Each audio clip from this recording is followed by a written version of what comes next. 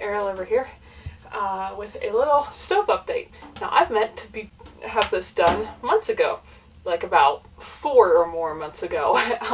The reason it's happening now is it's a snowy day outside, and no, if you're just dropping in here, no, you didn't somehow get onto an old video. Do you want to go out? I know you love the snow. You want out? Okay. Okay. Yes, and I love you. I do. Okay. Really did not actually feel like hanging out inside. Anyway, it's a snowy day, and I have been wanting to do an update when this is done, but it's still not done. So I figured I may as well just show you how real life is going here. Anyway, if you're new here, welcome. I'm Ariel. I've lived in this little tiny house on wheels for a long time. More recently, got married, moved it to a new property. We're building a lot of things here, etc. Anyway, if you've seen other videos, you probably have seen the cute little wood stove that I had here before. It was, I get asked all the time what it was. There's a ton of videos on it if you look up the playlist on wood stoves and firewood. Gray Stoveworks Mini CT12, no longer manufactured to the best of my knowledge. Anyway, it worked fine, kept me very cozy in here for many, many years. And the reason it's not here now is I got to go into a little bit of history to cover this. Is when we moved to this property and placed the tiny house here, and Clay built the beautiful flower planters that go around it and such. The reason, I think I've mentioned this in a few videos, but if you've been missing them, that it's kind of so far away from where the chicken barn is and the shop and so on, there's a whole orchard in between and so on, is because we knew from the start that we weren't planning to live in this forever. We hope to build our own little house, maybe starting sometime this summer, we shall see. Eventually, and then to have this as a space for guests, friends and family of ours, maybe run like an Airbnb rental, something like that. So we knew it wasn't going to be just us in here full time. This space has worked really phenomenally. I've done many, many hundreds of videos covering that over the years. For one person, it's a lot snugger for two, and plus we want to be able to do some things like build on a greenhouse and a root cellar and so on that would, if you did them with this, it would make this no longer a mobile structure, and we kind of like to keep that as an option. Anyway, so that's why the house is here.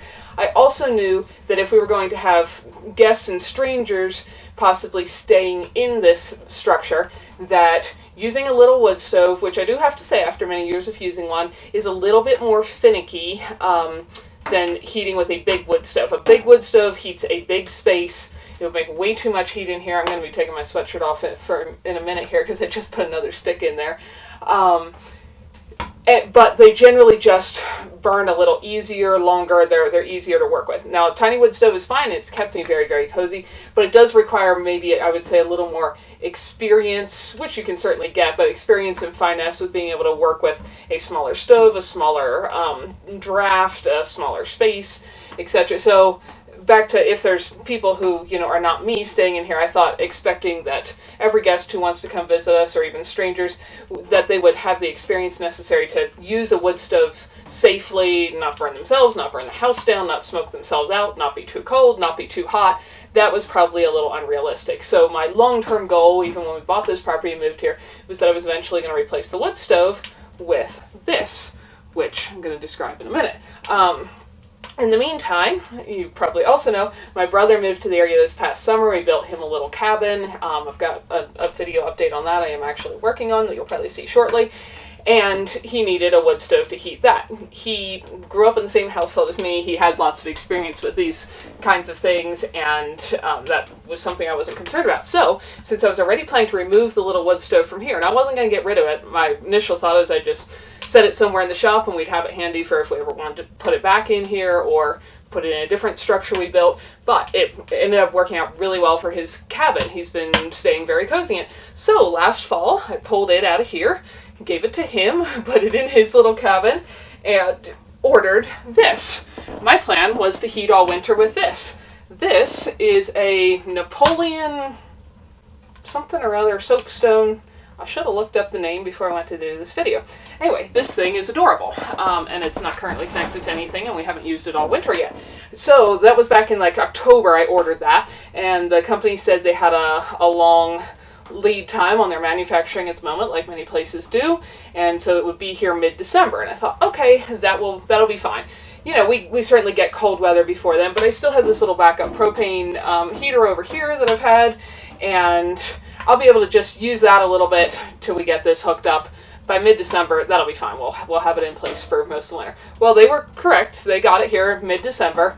Unfortunately, due to the shipper, there was a cracked set of logs in the fireplace because this runs. I've got too many things to explain here. This runs on propane, and it has a little log-looking fireplace with real flames in there, but burning propane, and can turn on and off with a thermostat.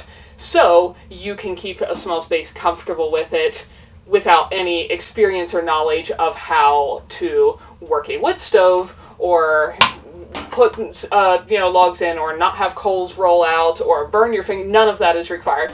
It is still an off-grid heat source because, of course, the house here is still off-grid, and because we did get a big propane tank to hook it to, which the range, the water heater, and some of those other things have been running on propane this whole time. I have had a couple 100-pound bottles were what I would fill, and those would last me a couple years.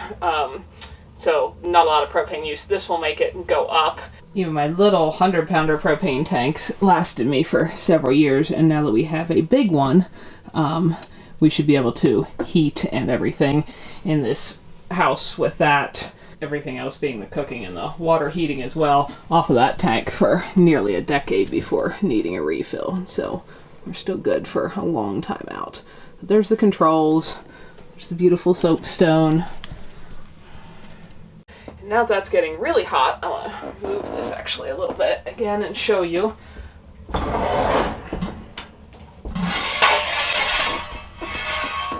It's a little bit heavy. Comes with a handy lighting instructions and etc. card chained right to it. I might move that once we actually have it hooked up, but so you can't lose that. And isn't this adorable? It's a great little piece. It's made of metal and soapstone, so it should radiate heat really well. It has a on and off controls here, or you can set them to a thermostat right on the side. So the plan was to set it right here where my old stove came out of. It's now in Micah's cabin, and to use that to heat this winter. I wouldn't have done it quite yet. Had we not been doing Micah's cabin, I would have just kept the other wood stove for now and done this in a year or so, but it didn't make any sense for him to buy another little wood stove because he has a little cabin and then have a spare wood stove, and anyway, you probably get the idea. That is really hot. So along comes, mid-December. We've got this here. I call our local propane guy, who is wonderful. I told him this was coming. Need him to, run a propane connector because he's the one that's got the parts and the tools to do that. From where the propane kind of comes in at that end of the building to do the water heater and stuff, I needed, another line run to this location to feed into this. He said, okay, great. Well, so this showed up at the end of December, but mid-December. It was almost Christmas. They had to resend, which the company was great about, resend some parts to replace the cracked logs inside, and actually this top piece of soapstone was cracked by the shipper. It was as well packaged as anything I have ever seen. I don't even know how the shipper managed to drop it and crack that, because it was wrapped in many, many layers of packaging. It was quite impressive. Anyway, they sent us those. So then it was Christmas. I didn't want to disturb somebody over Christmas, so I called him right at the beginning of the year in January, and he said, okay, I'll be there in about 2 weeks. Now it's mid-April, and that's a lot more than 2 weeks later. It still hasn't made it here. I do understand we have had a record cold winter, I am sure, and he's a one-man operation. He's a little local, family guy.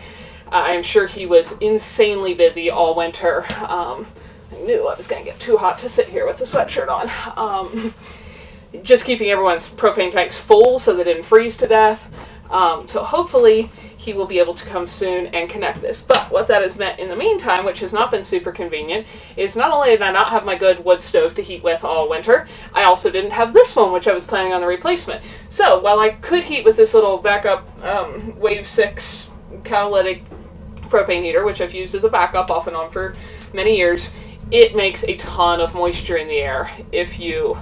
That thing is just raging. Throwing off a serious heat wave. If you heat with it much, you end up with a ton of moisture in here. But, like, initially I was only planning to need to turn it on at times a little bit you know, for a few weeks in December, and that would be fine. I could deal with that. Well, as this went on and on and on, humidity was building up in here. I had windows sweating again, things getting soaked. I was mopping them up. This still wasn't hooked up. This is direct vented outside, so it will not have that issue. The pipe for it is actually stacked in the bathroom right now, but out of the back comes a double layered pipe and goes up, and it's going to go through. We've got to alter it slightly, but basically through the same hole that that chimney goes out of right now, and that provides for fresh air intake because it's a double layered pipe that's got a center and then a big outside edge. So one of the directions is fresh air coming in and one is exhaust fumes going out, so this should not create any humidity inside. So didn't have that hooked up, still don't, hopefully will soon. Was using this, getting way too much moisture, and I was like, I don't know what I'm going to do. I'm going to have to call Mike and be like, hey, can I borrow my wood stove back for the day? Like, get your house hot, disconnect it, bring it back here, because I need to dry this place out. And without wood heat, I don't know how else to do that. Clay said, no, that would be way too much of a pain. Let me bring this over and stick it in here. This is a little camp stove. This is designed for putting in like a canvas wall tent in a hunting camp. It is not designed for full-time heating in a house or anything like that. My initial thought is I'll put it in here, I'll light the fire up once or twice, I'll dry the air out, then this will be installed, and we'll be all good. Well, now that we're like 4 months later and this is still not installed, I have been doing the switch all winter on what is currently our record coldest winter of, not snowiest, but coldest of all winters I have ever lived in the tiny house here, and I haven't had a good and permanent heat source. I'll run this for a little bit, because I'm busy and I want to do other things and so on. Then it'll start getting too wet. Then I'll light this. Then I'll be busy. I'll let this go out. Then I'll turn this on. And I've been doing that juggle now for months. This is just a thin metal box. Had to get a couple adapters there to hook it into the existing chimney we had for the wood stove. That works. Vents out. It has feet that it would sit on in a tent, but they were too high to fit with the pipes we had, so we made little cement block scrap feet. Anyway, this has worked. It has kept us warm and comfortable. This stove puts out a ton of heat. I mean, I wish you guys could feel the heat wave coming off there. But it has been a little inconvenient to be doing the switch back and forth between this little stove and this propane heater. My hope was to get rid of this entirely. I mean, keep it in the shop or whatever for backup uses, but out of this house entirely as soon as this was hooked up. And I was waiting to do a video on all this because what I wanted to do a video is this being all installed and hopefully how fabulous it works. And this thing's a little bit ugly. That's probably why you haven't seen any videos of me sitting by the wood stove and talking. Though it works, it's kept us warm and dry, and I'm thankful for that, but there's no pretty door that you can see through to see the flames flicker, and it's just not a very attractive finish house stove, and that's not what it's made for. But it's done what we needed here temporarily. Hopefully, very soon, this will be hooked up, and then at some point I'll be able to do a video review of how we like this, but I am hoping that this will be the, you know, a real good solution to that heat in a small space, you know, being able to have people who aren't familiar with the workings of a wood stove and lighting a real fire and all of that, and so on. But for now, it's been a little temporary because this has been sitting in the way. The chimney pipe is in the way that needs to hook into it because that has to connect kind of when some of the gas connects. I've got a temporary wood bucket here because my good wood bucket already moved to somewhere else. I don't have my cute little stove. And so that's all just been a little bit of a headache this winter. But it's fine, and we've got through it, and could have made other choices, but this is how it is and how it's worked out, and in the long run it'll be fine. But anyway, that's what we have going on right now and why it's taken so long. I was really hoping, like I said months ago, to be able to do an update on how this all worked. So this is an update on how this is all working, because I know a lot of you guys saw my old little stove in Micah's cabin and said, well, what are you guys doing for heat now? Well, this is what we have been doing all winter. So hopefully soon we will come back with an actual probably installation and then later on review of this wonderful little thing. And this will go back to being a stove to take off on a hunting camp trip kind of thing and be out of the house. And this can go to being a backup in the shop if needed.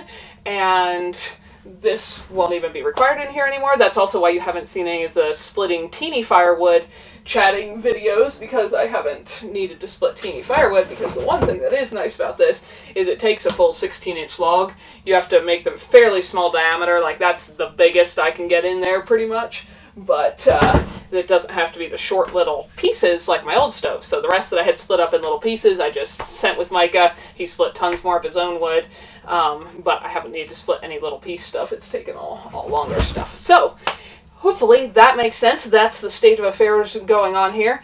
Didn't get rid of the wood stove because it wasn't working or anything. It's been doing a fabulous job of heating up in his cabin, actually working even better than it ever did here, because it had some drafting issues and chimney clean out issues with the way I put the pipe through the wall, because I really didn't want to cut a hole in the roof. That was something I just wasn't comfortable doing when I moved in here and had a brand new little house I just bought, and every hole I've ever seen cut through a roof eventually leaks and so on. But it did not draft that well, so when I put it in, Micah's not draft as well as it could have.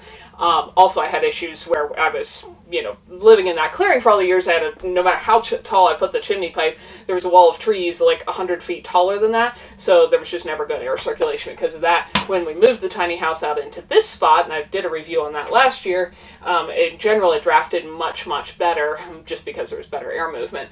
But with his cabin, we decided to go straight up through the ceiling when we built it, and went right from out of the top of the stove to a larger diameter pipe. He checked it just the other day. The chimney hasn't needed cleaned once, and I cleaned this chimney with it, especially when I was in the clearing, every 10 days or so all winter. So that's a huge improvement on that. So that stove is still there, still heating and occasionally cooking in his cabin, doing a great job. This guy has done a great job of being a temporary fix, combined with this, and hopefully we'll have this to show you guys soon. So that's what's going on with heating in the tiny house this winter. And we are now in month 6 in a row of, we're not at the end of April yet, but so far we are on track to be the 6th month in a row that is almost 10 degrees colder average across every high and low all month than normal. So it's been a really cold one, and not the most fun one to be dealing with temporary heat. I really wish I'd had this to run all winter to be able to do a good review on how well that worked, but that's not how it's worked out, and that's how life goes. So we'll be back when I can tell you something more about this. You guys have a great day. We did have a few days of sun, so you can see some of my shoveled out here around the doorway melted out. That's where I'm trying to show you the flakes coming down. But as you can probably tell, the garden is not melted out, though the snow pile's gotten a little lower than it was because I can see more of the hoops. Anyway, another snow day here at the tiny house.